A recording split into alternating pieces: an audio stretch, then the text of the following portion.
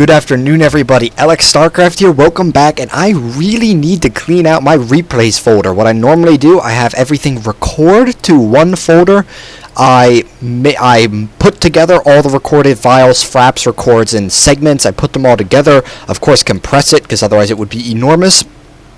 And then clean it out, delete the recording, so I just have the one final cast.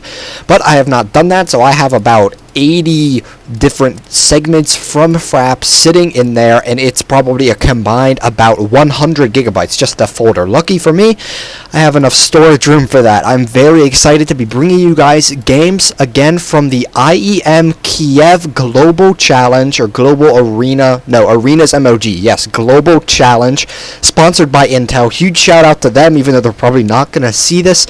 They are great for sponsoring things like this, and this is going to be from the quarterfinals, a best of 5 between MTW's Dimaga, the red Zerg in the bottom left-hand corner, and Rock's Kiss Pomi. Now, Pomi is the name he does go by. I can't highlight just the name, because if I move away from the Nexus, it disappears. And I do not know exactly what the KIS stand for, but if I cannot remember what ROX stands for. It is something, in my opinion, very humorous. I will see if I can find it. But the map is going to be Tal'Darim Altar. I've casted before. I've talked about it before. It is just an enormous macro map. And once again, to iterate, they are in cross positions. Look at the distance between their bases. That is so enormous. It would take forever for any kind of rush to take place, and that is why we see a big macro game. And, okay, ROX stands for Radical Online Extremists, X-Tremists. It is a Russian pro-gaming team.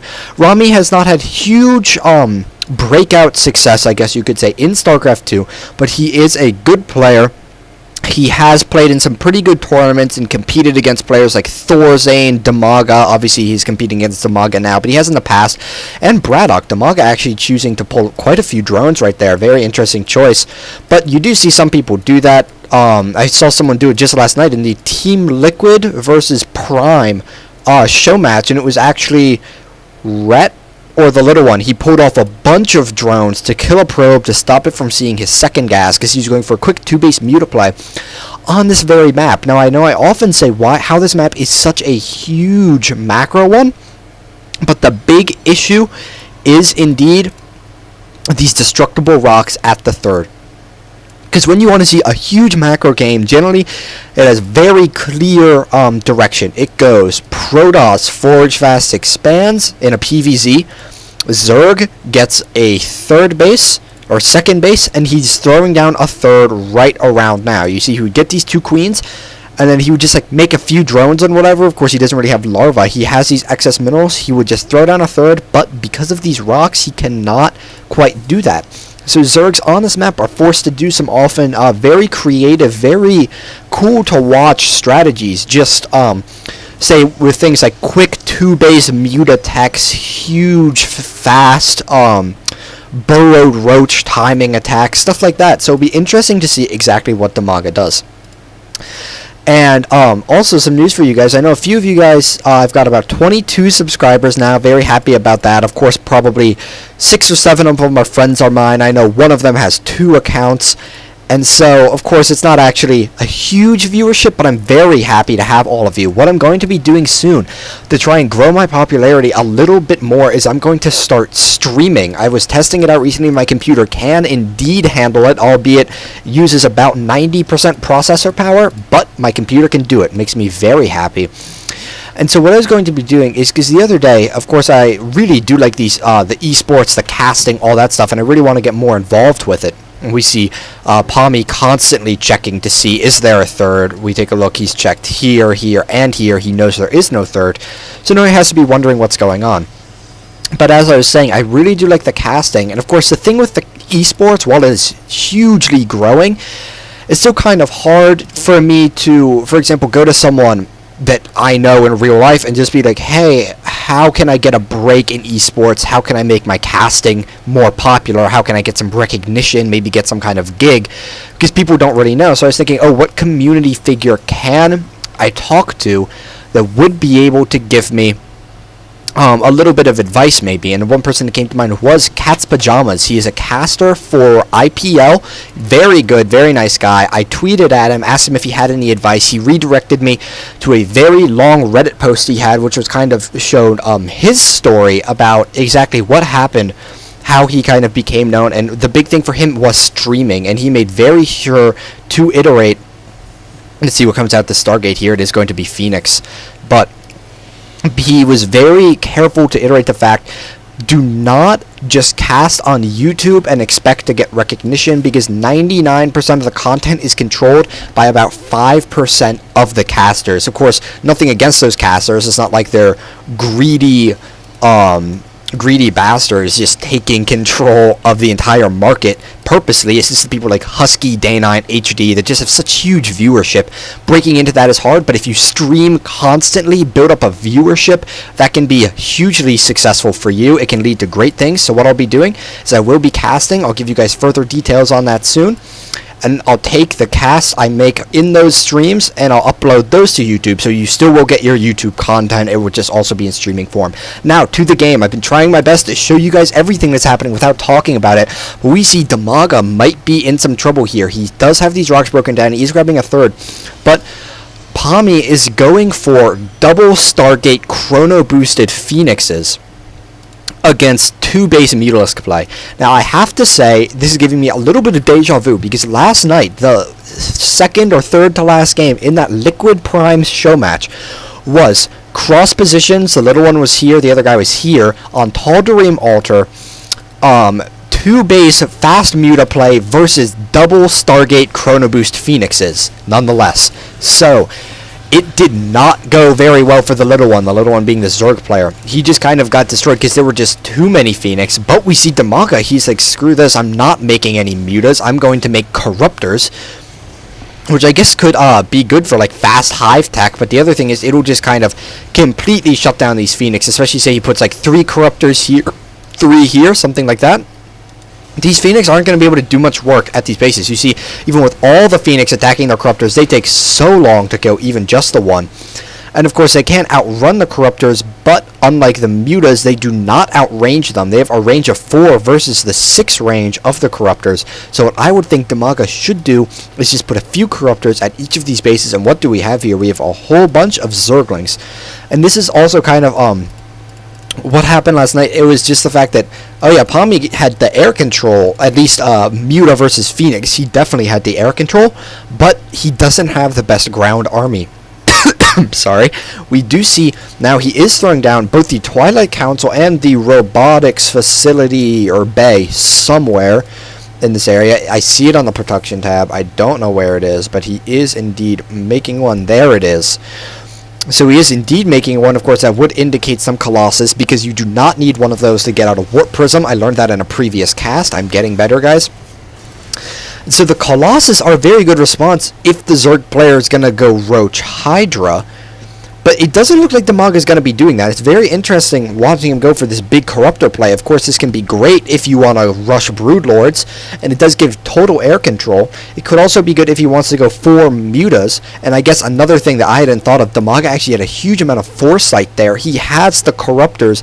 The Colossi are not going to be good in this situation. I'm not sure exactly why Pomi's choosing to get them. He's seen all of the Corruptors that Dimaga has. So let's take a look at the economy really quick, see how these players are.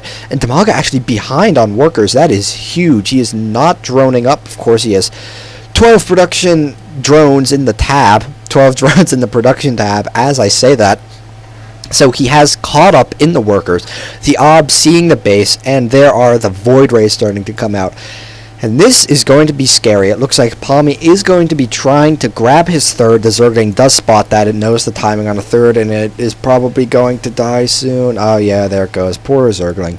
But the Void Ray Colossus Death Ball is definitely one of the most scary things in the world, because Hydras are not good because of Colossi. Mutas are probably the best answer, actually. Corruptors are not great because, of course, the Void Rays do extra versus the Armored. Dimaga was having a problem with his cursor, 1 sec, KK, go, and now they're back to playing. Of course, for us, that was instantaneous. Who knows how long that was for them? And he's actually building a second Spire?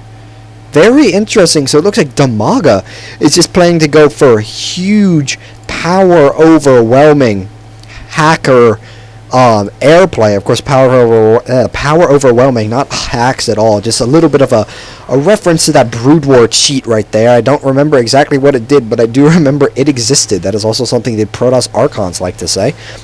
And the Corruptor is doing a lot of damage to these Phoenix. Luckily, Pomi taking advantage of their superior speed, keeping them away from the Corruptors as much as he can, so it seems like they will be okay.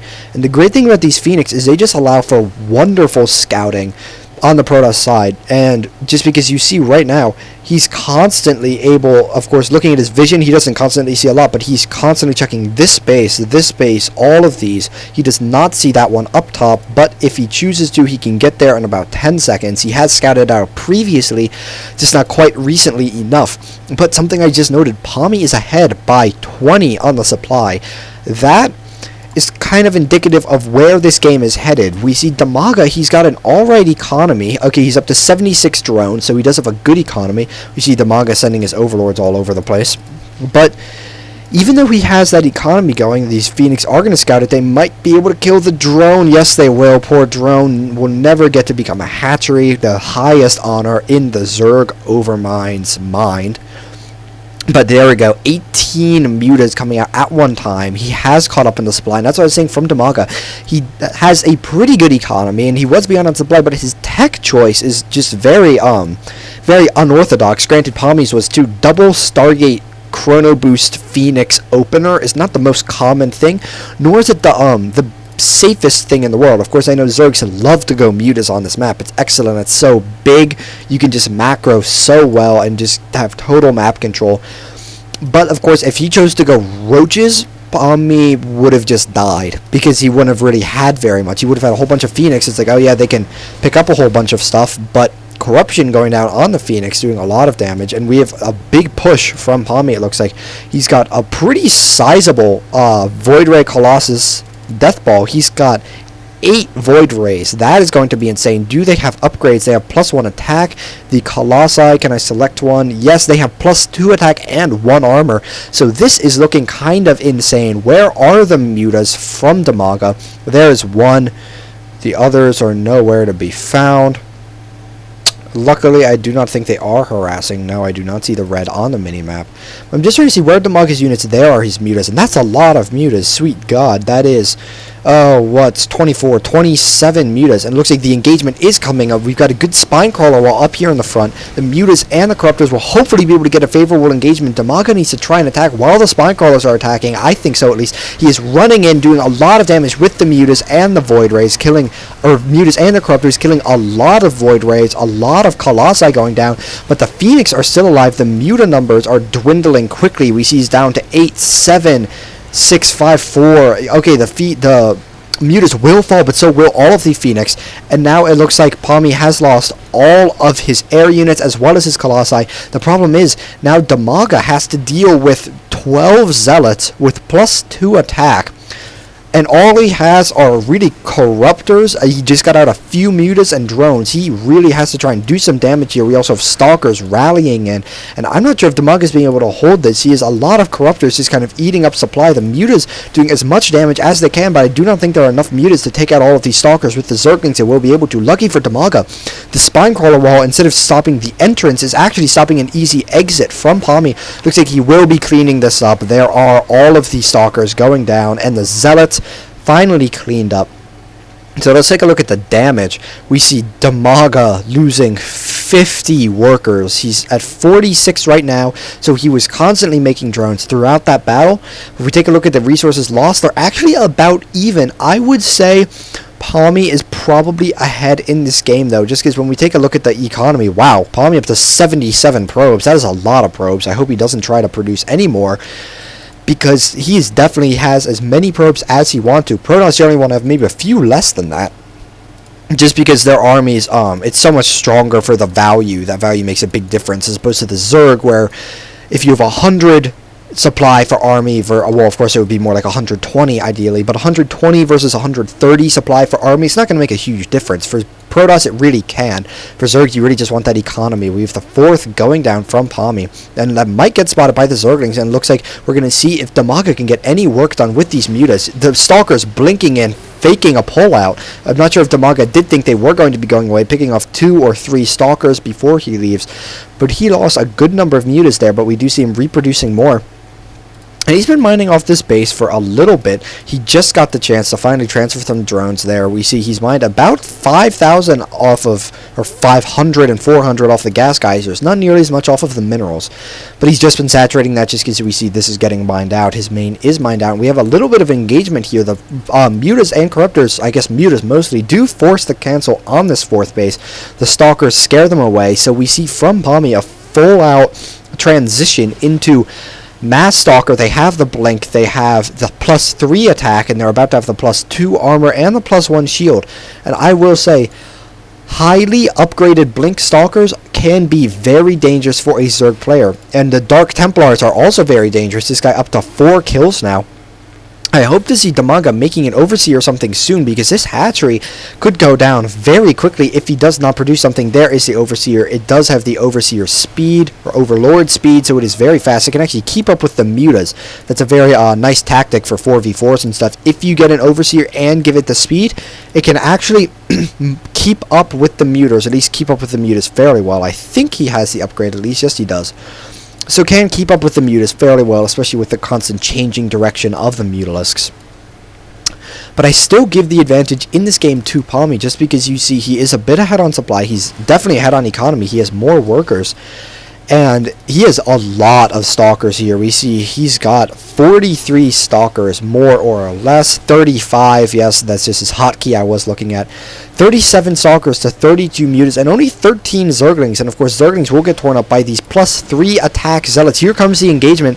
Dimaga running in, throwing off a whole bunch of corruptions, trying to do as much damage as he can. We do have a rooting down spine, a whole bunch of Zerglings flying in. And Dimaga, it looks like he might be able to whittle down the Protoss ball. The Archon is done, and that thing can do a lot of damage, but it does go down. But Dimaga is losing so many mutas. I don't know if he's going to be able to kill this ball. He is almost down to no mutas. He is 4, 3, 2, and the other 2 very luckily will get to eternally live. This one would have died. You see the 2 lasers right there would have killed him. And there's a GG from Dimaga. What kind of happened in that game is just because Protoss are coming to know, oh, he's going to go mutas, especially on this kind of map. So they open with kind of ridiculous things like that do a hard counter, forces the Zerg into a not as powerful as they'd like economy with this later 3rd. And as we saw there, it forced Dimaga into a very unorthodox tech path, Corruptor Muta Zergling, versus whatever the Protoss wanted to get, essentially, Void Ray, Colossus, stuff like that. And so Pomi is taking game 1, showing that he indeed can play with some of the best, taking out Dimaga, who is a very good Zerg player. So I will be bringing you guys game 2 in just a second. By the way, yes, I'm positive this is game 1. I looked it up on Liquipedia, the maps, so I will have them in order. So I will bring you guys game 2 in just a second, so stand by. I'll see you guys soon.